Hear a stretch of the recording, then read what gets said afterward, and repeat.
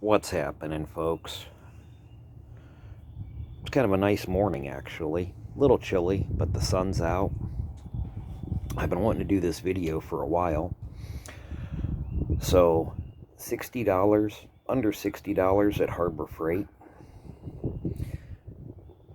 Little hickory handled.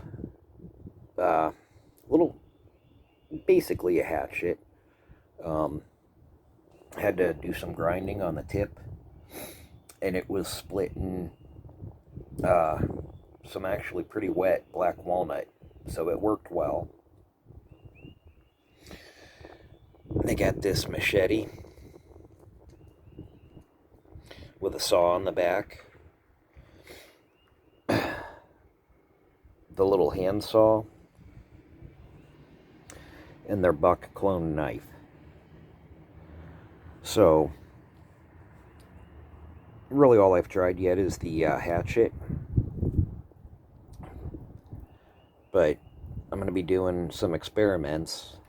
$60 for some basic woodworking, bushcraft tools. That's actually not a bad deal. So there'll be more videos to come, show you how they work.